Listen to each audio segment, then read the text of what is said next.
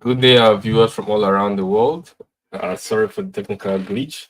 Welcome to another episode of News Echoes. And we have with us, as usual, Mark Godwin, Iwe also known as Massive Mark. We also Yes, have Sergio Chuku, all the way from Toronto. Mark is from Milan. And we have BD Unana from Lagos, the CEO of BD's World TV. Welcome to another episode of News Echoes. How is everyone doing today? we are doing great. Thank you very much, Dr. Godwin. It's wonderful seeing your face too from Russia, the chairman of NIDO Russia, and the coordinator for the SSM Schengen Story Media. So we're all welcome. Thank you for that intro. It's a beautiful morning here in Milan, Italy, and I know it's same for everybody. So this is Friday, the 3rd of November, and we are looking into global world affairs. George, I hope you're doing well this morning, George. I am really, George, really wonderful, and I thank you for asking. And I want to welcome the viewers from around the world. It's such a pleasure being here with you. It's going to be a fantastic show today. thank you. BD, we hope you have your update also running as you normally do. You bring it hot for us, BD. Thank you. Thank you. I'm doing well. Good morning, everyone in the studio and our viewers all around the world. Thanks for joining us again today. Let's do it like always. Let's do it like always. Gentlemen, before we go into the main discussion, let's look at some of the news making headlines in the papers this morning. This morning, we're hearing the news that the Nigerian Labour Congress NLC's president Joe Ajiro is in very critical situation now. There are plans to fly him abroad for medical examination after he was seriously beaten, brutalized, battered by some alleged security agents in the state. He says they are policemen. On Wednesday, we got the news, like you all probably followed. We got the news on Wednesday in Owerri, Imo State, that the Nigerian Labour Congress president was being maltreated, beaten. So that's what we're hearing this morning. He might be flown out for medical examination. Also, this morning, there are some not too good news coming from Nigeria. Well, today is global affairs, but let's briefly look into some news from Nigeria. In the newspaper this morning, our president Tinubu has allocated 13.5 billion for villa renovation and 7.3 billion for state house cars, vehicles. This is coming this morning after the commencement of the weekly FEC meeting, Federal Executive Council meeting, State House, Abuja, and Tinubu read out names of those, like you all observed, those that shouldn't be in the meeting, called out his son, Sheyi Tinubu, and said some people were sneaking around in the council meeting. So anyway, the main core of the issue there is that supplementary budget that is too humongous, and we hope it will be looked into. There is also a yacht in the supplementary bill. This morning, the naval security arm of Nigeria said that yacht is not for the president, but it's for them. So let's hope somebody is telling the truth. Also, in the bill, were some other things for vehicle for the first lady and all of that. So let's just run these small news headlines. Then we go into the main discussion on international affairs. Gentlemen, the first one is on LLC. The LLC president is feeling not very well, and after being beaten and maybe flown away. What do you guys say about this? Joe Ajero. George, what's your view on this? Well, I'm not quite sure, not well conversant with what actually took place in regards to him being beaten and where he was, what happened. But possibly a lot of people are just not happy with the in and out of the situation. You say something 1 minute, you go there, it seems like there's some kind of whatever. And then you come out with another news. So that in and out and up and down type of situation where people are feeling, you know, the heaviness of the economy and inflation, and you go in, to Aso Rock, and then when you come out, the news changes. I don't think people are happy with that. Maybe that might be the motivation behind them beating him up, which we condemn. It's not supposed to be that way. We're not barbarians that behave like that. There might be other better ways of dealing with this situation, but unless we know exactly the reason why it happened. But my question is, why are they flying him out?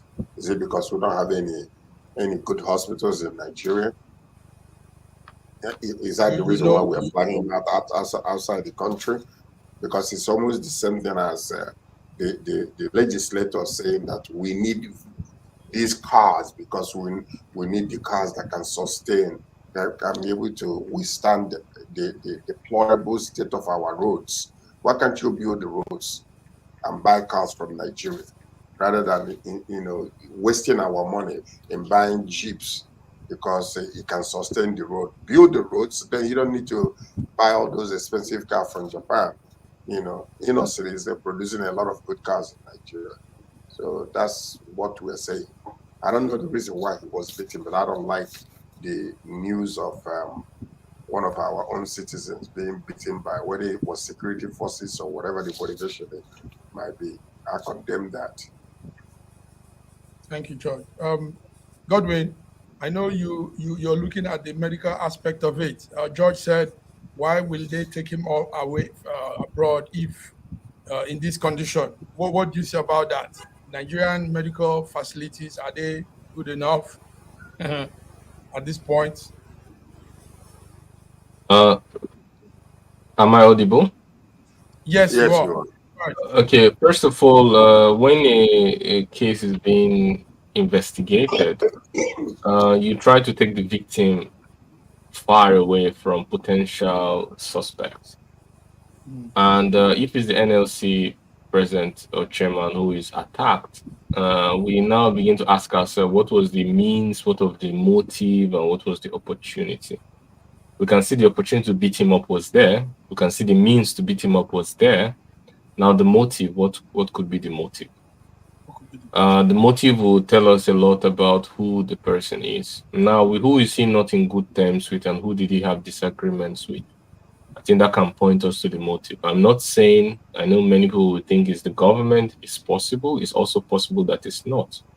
But where there's a likelihood that anyone who he has a conflict with could have orchestrated this horrific attack on a civilian, then it's wise that he's taking as far as possible from the potential predators.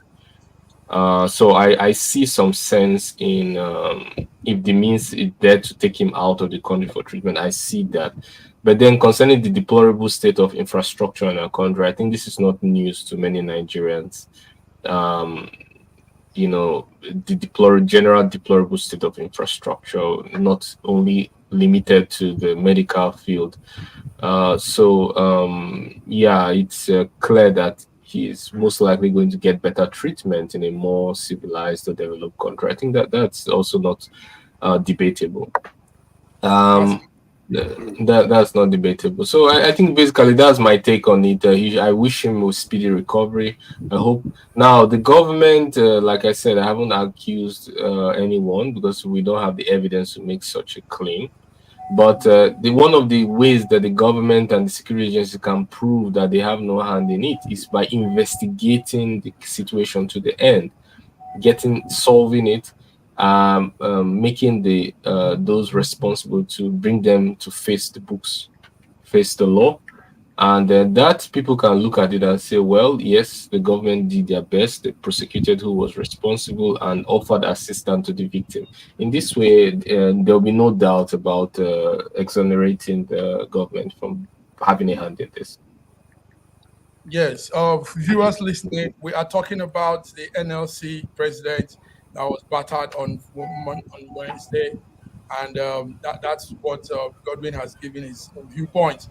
BD, let's come to the presidency allocating 13.5 billion for Valley, the Villa renovation, and 7.3 billion for State House cars. How do you see this? At a point in time like this, when the government is telling people to tighten their belts economically, to make sure they say we Nigerians all come together, we save economically so that we can have a better future. And now the same government is spending humongous amount of money for some very frivolous things that probably doesn't really make BD. How do you Yeah, copy from it? massive Mike, it's not a new thing. And it's not a new thing in Nigeria. And I don't have much to say because the Nigerians themselves have decided to accept whatever thing that has thrown at them. And that is why, amidst of this economic situation in Nigeria, the government of Nigeria can boldly, make such move without considering the Nigerian people. Not just that, they even apportioned 1.5 billion naira for first lady to purchase a car. Now, it's not even about them. It's not, but it's about the Nigerian people who are assimilating this thing to themselves. It's about the Nigerian people who are assimilating these people to themselves and accepting it to be part of them. That is just it. Now, it becomes a very bigger problem that the office of first lady in Nigeria is not a constitutional thing. It's not in our constitution. If you read the constitution of Nigeria from now to the end of this world, except it will come tomorrow, it's not a constitutional thing. It's a ceremonial thing. That our lawmakers will sit in upper chamber and be discussing this kind of thing. And to get to the point of approving 1.5 billion naira when a lot of Nigerians are dying for hunger.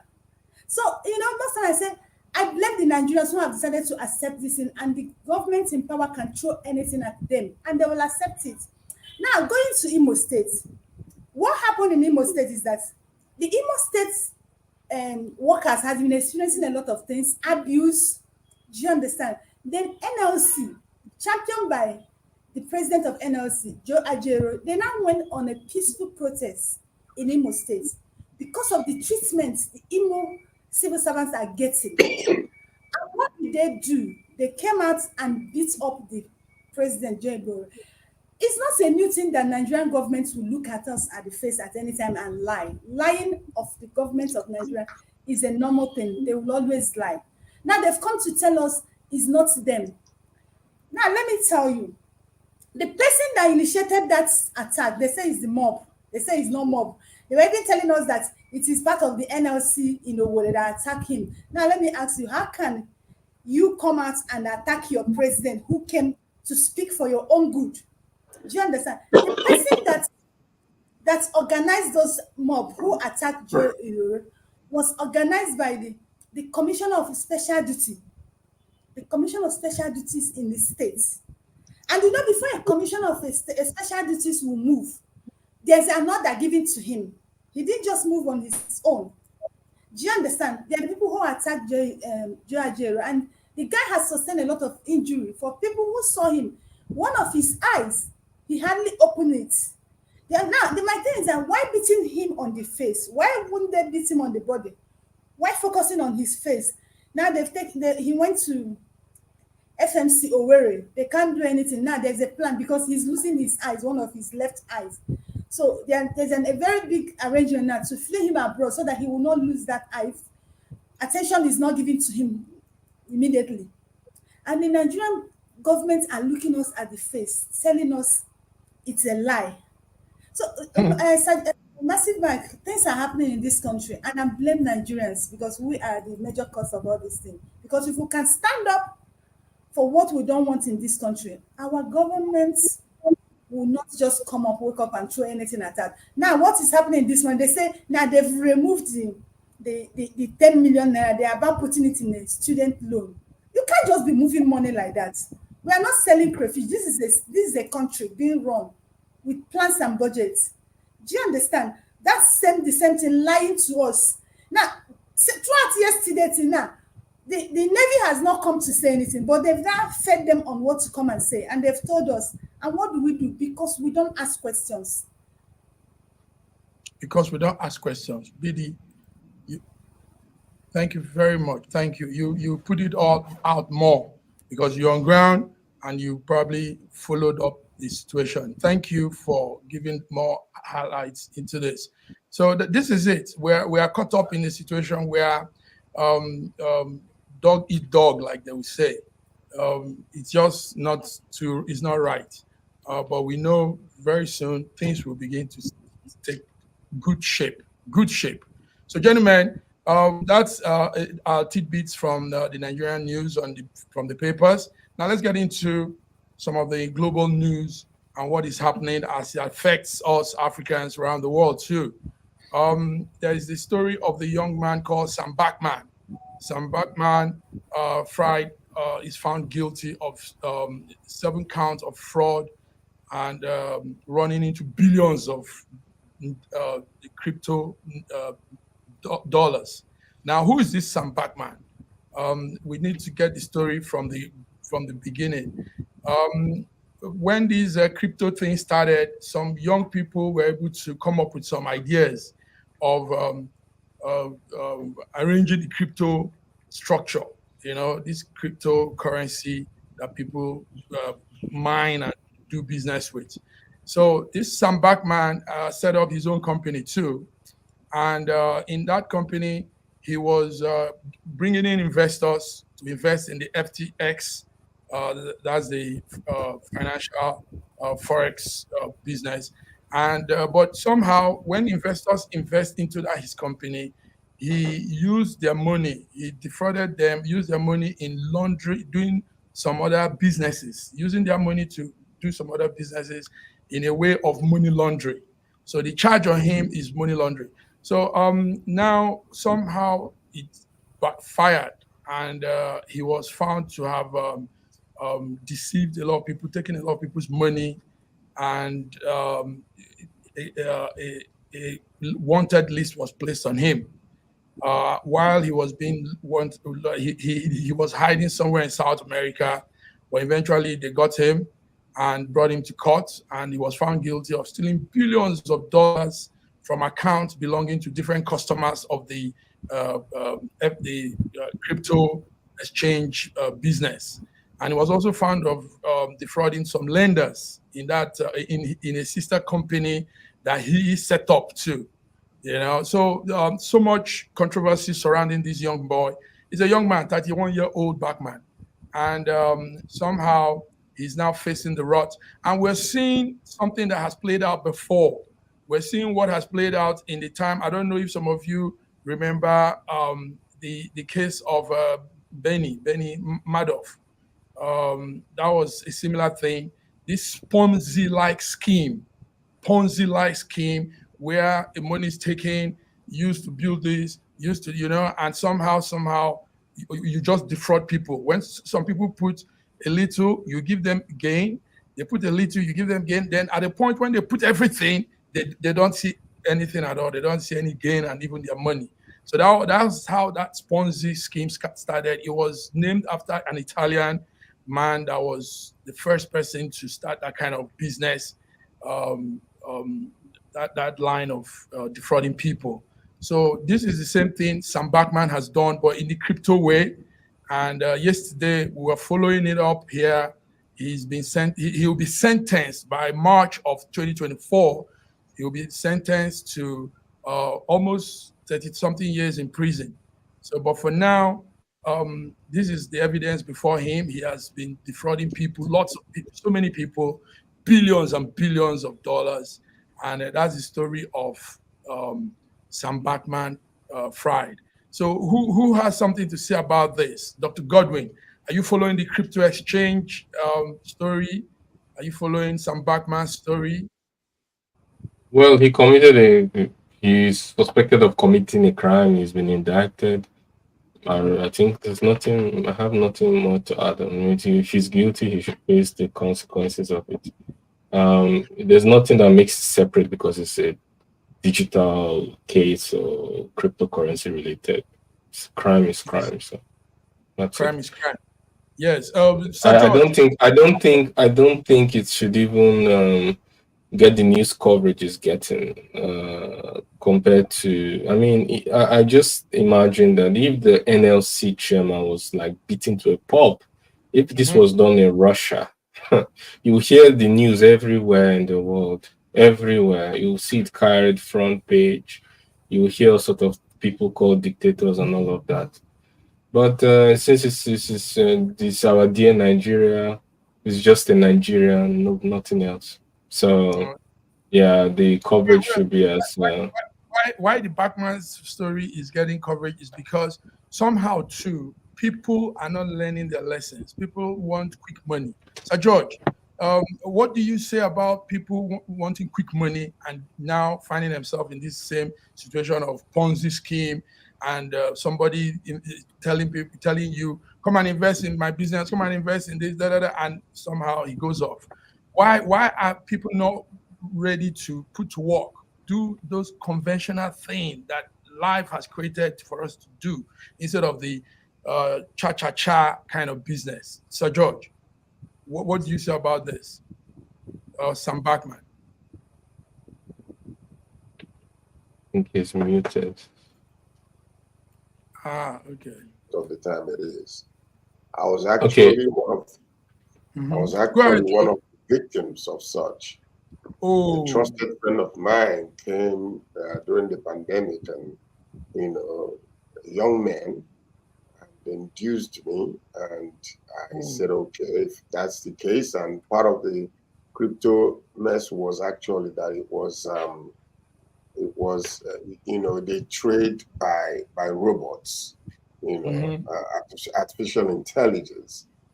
And I fell for it because I resisted. My heart did not accept it. But in order to help this young man out, I put some money into it. And 2 weeks after that, everything went bonkers. So, and the robot ate it. And yeah, the bottom line to it is he came to Nigeria. People were calling me from Nigeria. And I told him, I said, listen, get away from this mess. And I believe that one of the major things is that this particular person is being indicted right now. They want to go down. I don't think it should be only him. Let them go through the system and find out the hierarchy from him all the way down. Because there are some other people that understood what this man was doing and they followed up with it. So I don't think he's the only guilty one. So that's what I'm saying. So it's good that he's getting this type of exposure so that people will understand that, there are some sophisticated scams going on around. And the person who starts it knows exactly what they are doing. And when the time comes, they will just suck out everything and go. Listen, George. Honorable Legion, let me just add one thing to what you said on this, just very quickly. Like I said, this thing is getting. He's not leading a too big to fail company. That's why. If he was leading a too big to fail bank, there will be bailout and the case will be over. You see, the first person using money for not what it was predicted for. What were the banks doing when the banks that were bailed out? Who were they giving credit to? Okay, let's talk about the war funding. We know that most of the money is supplied to different areas of the world, including Ukraine. Politicians get kickback. They say themselves, the Western media, Eastern media, say that most of the weapons are found on the black market. You can buy them for a few hundreds of dollars. Some, from hundreds of dollars to millions. And, they are both kickbacks, they are corruptions, where they still keep on that, giving more, approving more. Do they go to jail? Did anybody ask them? It's just if you're covered politically and you're not too big to fail, and then somebody is made the scapegoat, Do I condone what he did? Of course not. Is he criminal? Yes. Should he face the law? I've said it unequivocably. But it only goes to show the hypocrisy, both in terms of news coverage and the punishment by prosecutors. There's too much hypocrisy to ignore. Thank you very much. What I want to say is, it's good we're putting this to light. It's good we're talking about this. Yes, like George said, a lot of families, a lot of people have gone into this kind of business, not understanding how it works and getting defrauded at the end. And what I Massive want to man. say, yes, go ahead. Okay, right. Go ahead, BD. Massive Mike. See, Mhm. this what Sir George said. This business is everyday thing in Nigeria. Even Mhm. after listening to this thing we are saying here, Nigerians are into this business a lot. You know why? Mhm. Because we are always in a hurry. They'll come and tell them, put this, you get this. You have, as I tell you now, we have a lot of people who are running this kind of business. And some people even know, you know what they'll tell you, say, hey, let me be fast, let me just invest and get what I can get before it will crash. Do you Mhm. understand? Already, some people already knew that this is not real, but they feel that they can be smart. Mhm.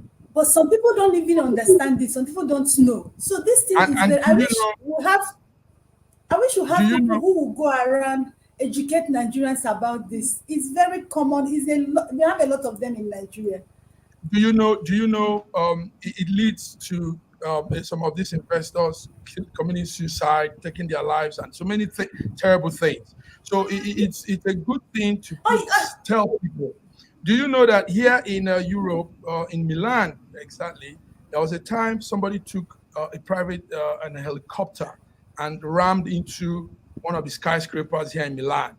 And the story we had was he got himself involved in all this Ponzi scheme thing, and they took millions of his money, and that was how he killed himself. And families, I know some Nigerian families in Europe, in Germany, in Spain, that have put their money into these things, been defrauded, and they are regretting their life. So we are not saying it because it's some backman. We are saying also to help our viewers. We have quite some number of them listening to us now. You don't put your money into something you don't understand. Now, the crypto thing and some of these virtual businesses, some of this investing thing, all this blah blah they're doing now, a lot of it is called Ponzi scheme. And the Ponzi scheme is, if Nigeria has a code in its constitution called 419. 419 code in Nigerian constitution is a code, the constitution part that talks about defrauding people, taking people's money by trick and all that. So all of those things come into this.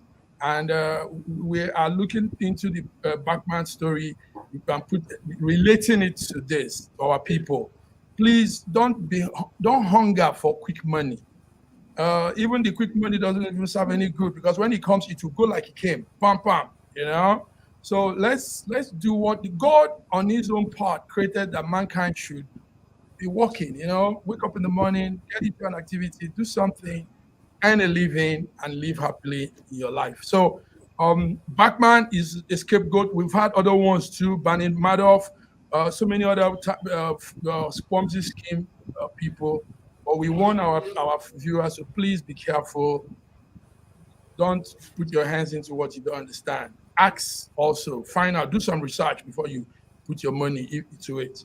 There are lots of investors these days deceiving people, co- creating confusion in families.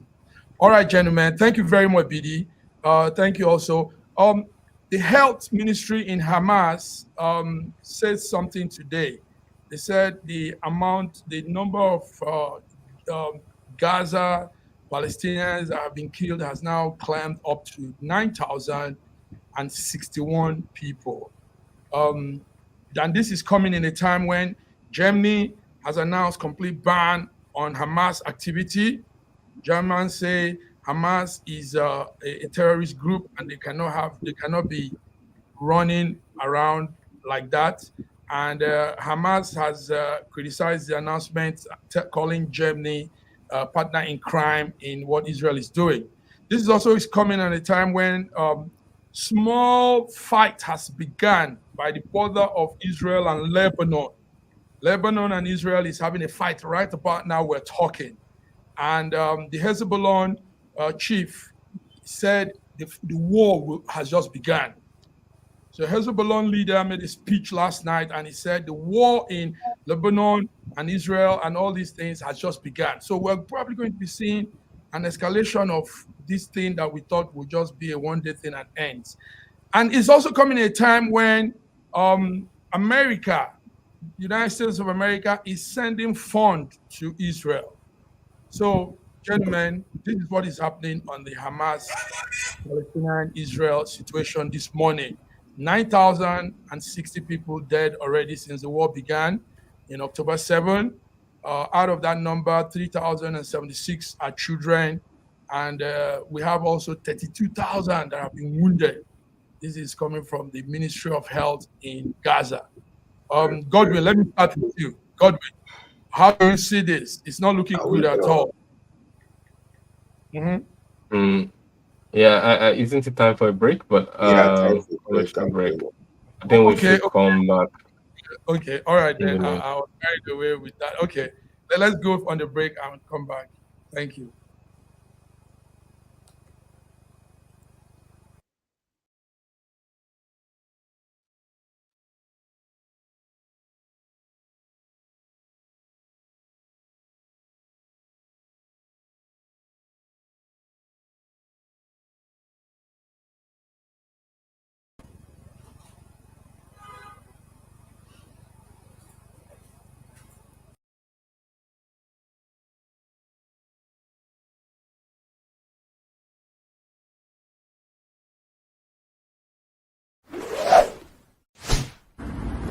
A year ago, I wrote a book titled The Final Solution, and I was trying to say to the rest of the world that there are challenges ahead.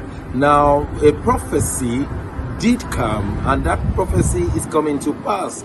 But I'm telling you, the final solution has been found many years ago in the Bible, because the Bible simply says righteousness exalts a nation and sin is a reproach to the people. So I want you to know that you can get solutions to problems in Ukraine, in Russia, in Nigeria, indeed all parts of the world. We need that solution, and the solution is straightforward.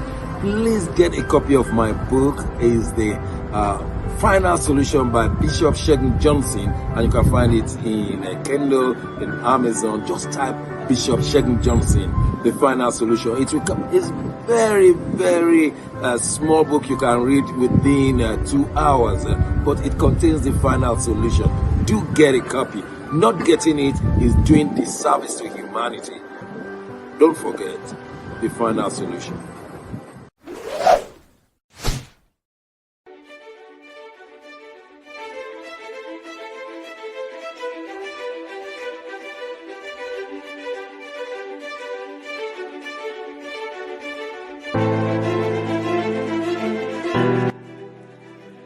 Hi there, I'm Mary Keurig, and I am a businesswoman in the United States, but I'm also the Global Content Vice President for the Sub-Saharan Open University in Nigeria.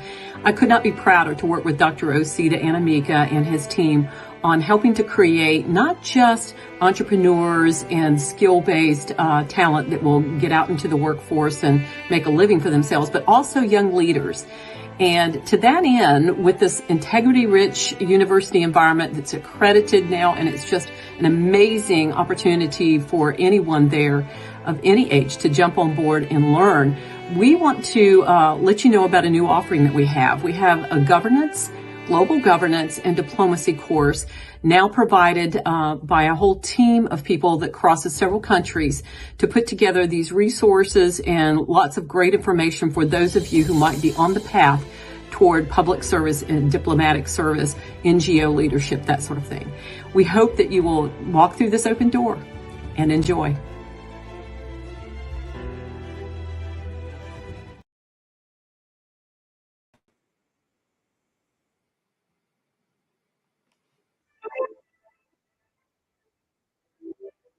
Thank you very much. You're tuned in Friday.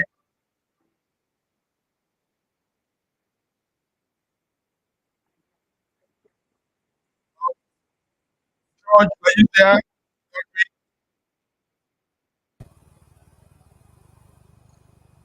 Yes, I can hear you.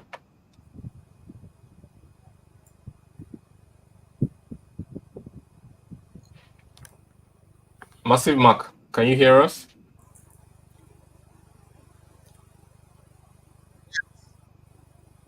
Thank you. So, yes, you want to take it from where we. What's your take on the situation in the Israel's fight going on? I would like to say that first of all, I condemn the terrorist attack on October 7th. It was horrible, horrific. I also condemn the loss of lives that have been accrued up to this point, even before October 7th. I mean, I'm speaking about the occupation, both of the West Bank and the killings of Palestinians that have sometimes they've paid, 50 times more in terms of human life cost. And I condemn all of this because the common denominator is humanity. And I'm not trying to pick a side between Israel or Palestine, but because the common denominator is humanity. So everything that leads to a loss of human lives ought to be condemned. Now, generally in the world, we are seeing a rise of anti-Semitism, and I condemn that as well. But the actions of Israel, by the way, this was reported, not just my opinion, this was reported by NBC, ABC, Reuters, all across the board. Many people are saying that there's a rise in anti-Semitism. And the actions of Israel in terms of killing a lot of Palestinians, now death toll reaching 9,000, as you rightly pointed out, doesn't help to quell the rise of anti-Semitism. I mean, just like we would condemn any form of segregation or what do I say? What was the right word? Bully of any minority or any group. But killing a lot of Palestinians have only served to do what I think was not intended, and that is the rolling back of the Abraham Accord and the union of the Arab world as against the actions of Israel and its patron, or do I say its Oga at the top, the United States. Um, I would like to, I think that enough credit wasn't given to President Trump for the Abraham Accord. If 3 years ago somebody said that it was possible, or 5 years ago, even both the Democrats and the Republicans, they would have said it's not possible. You're a joker, you're a comedian. But he achieved it. He was able to get them to shake hands, and most important, they recognize the state of Israel. And Biden came, and politics decided not to build on it, not to build on that, and some people felt. And what was the missing part? The missing part was, though Israel state was recognized, the peace accord, but the other groups, the state of Palestine was not created. The neighbors were not carried along, and the powerful neighbors. You cannot ignore Syria, even though they are under. You cannot ignore Iran. You have to carry them along in the peace accord. Are you going to have a peace with yourself when all your neighbors are not really, really supporting your peace deal? So the Biden administration ought to have built up on the Abraham Accord, prevented the rise of anti-Semitism, prevented the joining together of the Arab world against them, against their own interests, understanding fully well that you don't get to choose your neighbors. And yeah, it's appalling. I hope that Israel reconsiders this collective punishment for the Palestinian people and understand that it's not in its interest. I think for me, from an outsider, it's not inside. I'm just looking at what they say their interest is, what their action, and it doesn't tally. I believe if you want to go after leaders of terrorist organizations, there are more other ways to do that, but not through the turning off electricity, water, and Yes. ground defensive. But also remember how it all started. George, I know your viewpoints are probably different from what Godwin is telling us. George, what's on your side? The head ministry has said 9,600. These are lives Well, gone. I mean, everyone, Dr. Ibe is, he'll come from the aspect of the fact of his profession because he went to school, his life is saving lives. It's all about saving lives, and it's all about making sure that, if there are opportunities for somebody who is going to die to live, he is there at the forefront of it, which, I'm for that, because my problem is a group of people will, just a handful of people will make decisions. And the innocent victims are the ones that are suffering these things. I can imagine generations that are being wiped away in this warfare right now. I'm not talking about generations, like children, innocent children. They did not ask to come to be born in that area, and then all of a sudden a child is, there, no food to eat, no water to drink, as if we were in the, 3,000 years ago when things are not, But the point I'm making is that sometimes you look at it from the standpoint of Israel. They don't want to stop until they clip this thing from the bud. They want to go to the root cause and destroy all these people. And part of the problem that I'm seeing is that Israel is forging forward because of, the surprise, how they were able to put these things together without their knowledge. And that's why they don't want to stop. But the point we're making here, we condemn the brutality, we condemn, the Hamas going over there and killing innocent people and kidnapping them. But also, we want to make sure that human compassion in retaliation is the main consideration, because innocent victims are dying. There are old people that are in Palestine. They didn't ask for this. Children didn't ask for this. There are a lot of innocent people. Businesses and all that kind of stuff are being destroyed. So what we're saying is, even if there is a way to go after the Hamas leadership, let's find a human, compassionate way to save innocent lives while we're doing these things. So that's my stance for that. Because when you think about it from, Israel did not start it. They did not start this. I know there has been times when, we could have pointed fingers at them, but this time they didn't. So how do we balance the equation of retaliation and making sure that it doesn't happen again? Because that's what their main thing is. If we don't nip this in the bud right now, it's going to come back to bite us later. Okay, Lebanon is rising up right now. So, you got to find an equitable, just way of dealing with this situation so that people will not die unnecessarily. George, Can I add something to that very quickly? Okay, because of time, I wanted us to just clap on this. No, it's important. We spend a lot of time on cryptocurrency. I think this is much more important than global peace and. George, give it to, okay, go ahead. Okay, go Sir ahead. George, I agree with all of what Sir George has said, and I don't see, like you introduced Sir George as saying he's in disagreement. I don't see any point he's raised that I'm in disagreement with all points. I don't see anyone. I rather agree with it, but I want to just add something.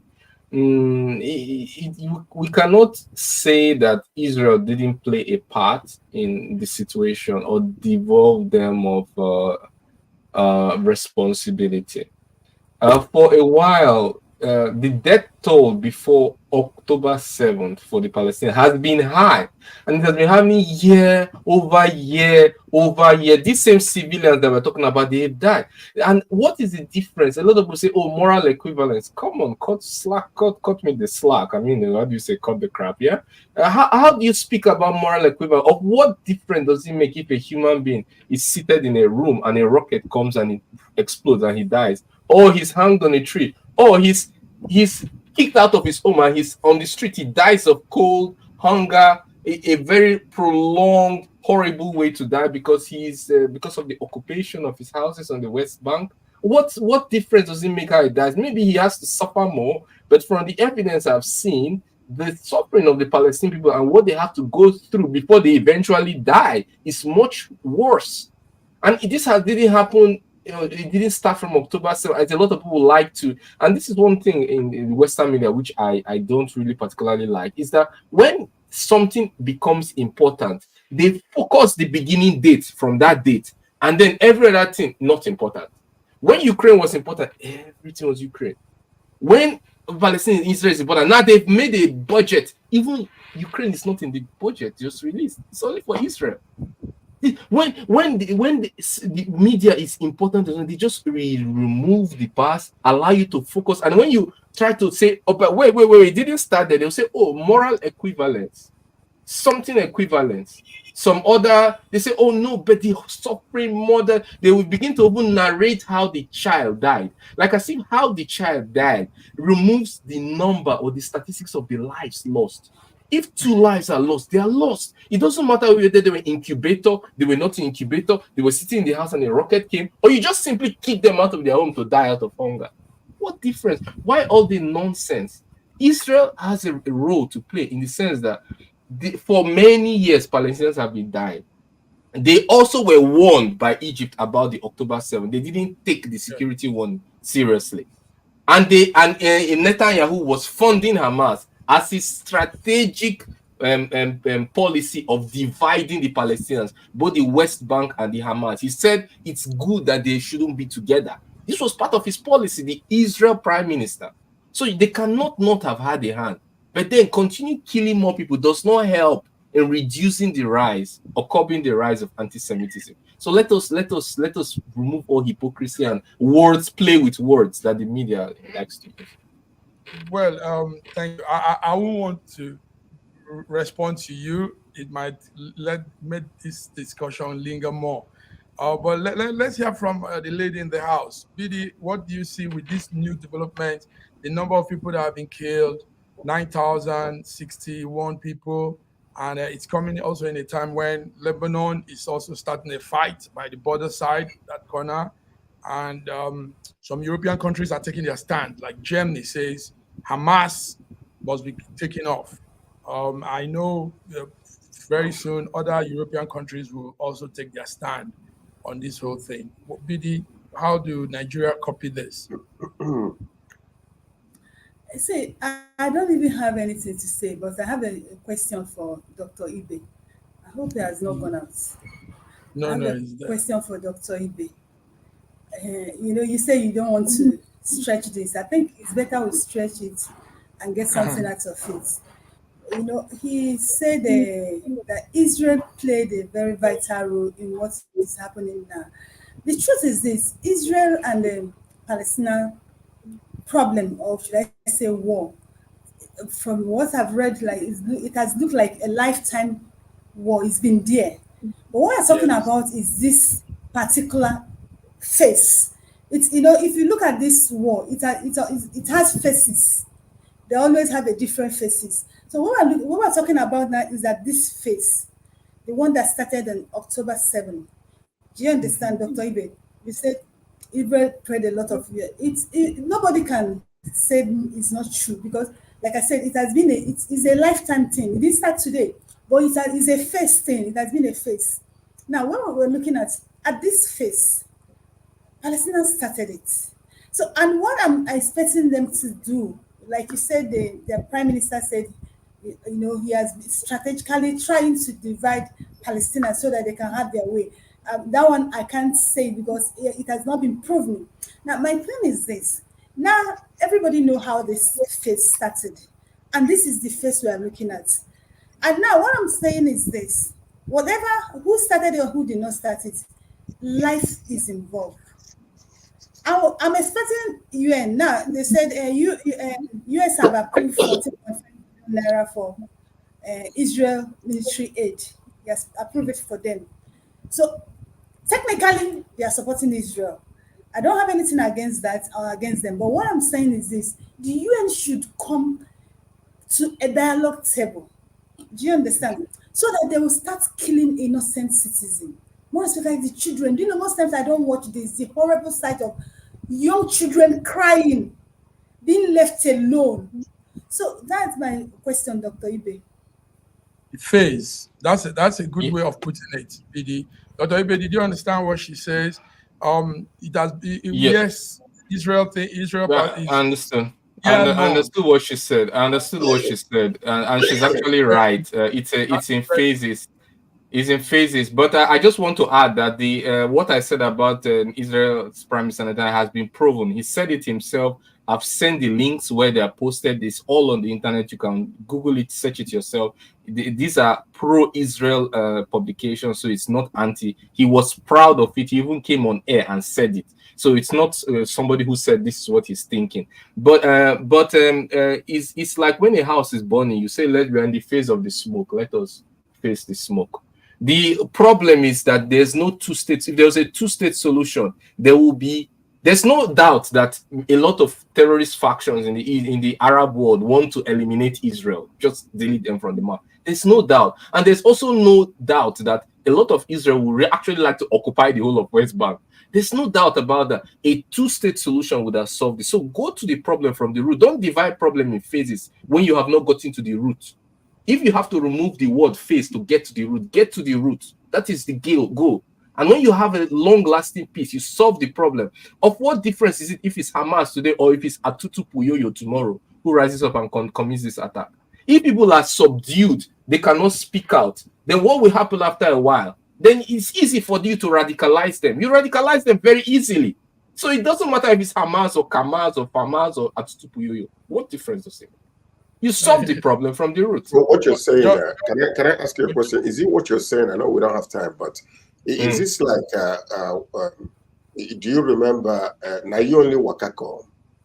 Do you remember that phrase, na you only wakako? You remember when Boko Haram started with Jonathan?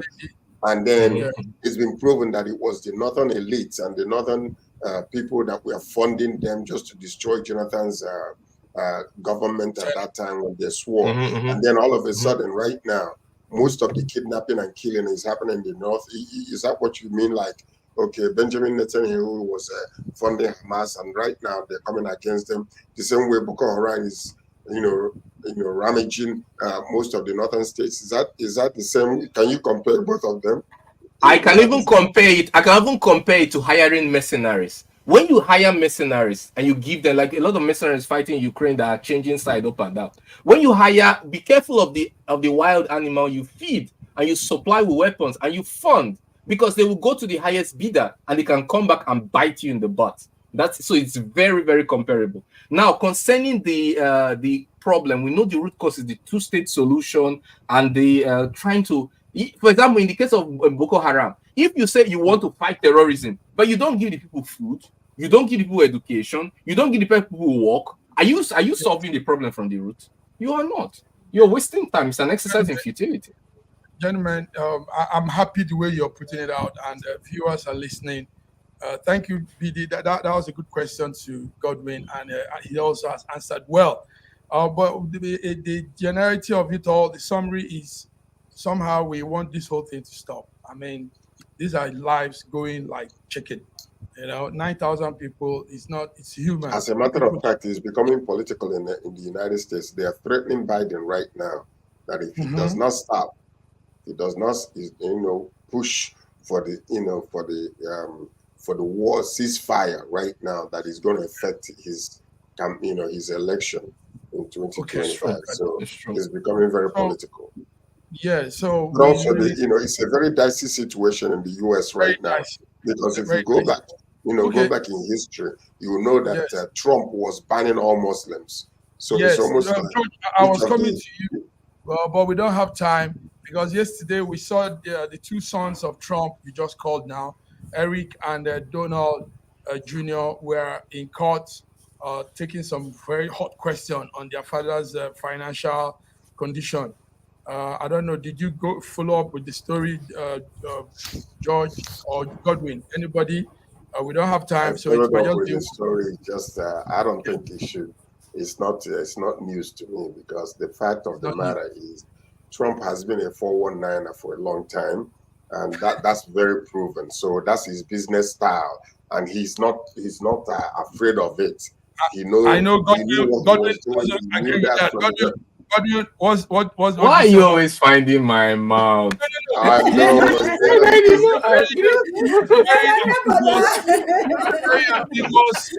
Terminology there. That's a big one. Okay. I'm just mutually putting you out because I'm not saying that. We are supposed to have viewers listening. I know some of the viewers are also here because of it. We are supposed to have a one-on-one discussion with an elder statesman in Nigeria, a politician and a spokesman for the South, Chief Edwin Clark. But information came this morning that he has to, the doctors are checking on him. So we've rescheduled for next week. So viewers listening, we're sorry. Chief Edwin Clark will not be with us on the one-on-one discussion. But you can get him this weekend if it's possible. Okay. Weekend. Okay. Yeah, that would be good. So, gentlemen, thank you also. Godwin, anybody has some last word on all we have said or something? Yes, I want to say, I wanted to touch on Trump and this thing. I won't categorize. 30 seconds. Yeah. With all due respect to American politics and their president, I have nothing to say about them. But I just want to say that Trump is a businessman, that's clear. And many of these businessmen, they have to evade the law, if they have to bend the law, not evade, bend the law, not break it, bend the law to maximize profit. They will do that. And Trump has actually come out and said that he does that, and that if he has to have he's a smart businessman, that's what he does. And he's just saying what a lot of people do. So I appreciate it for his honesty. Good. Yes, honesty. BD. So I'm correct by saying that he's been a 419. Yeah. What I want to say is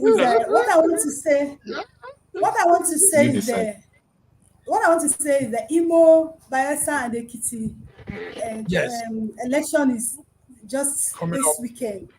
Yes. And there's going to be a very big problem in Nigeria because there's the appointments of the REC.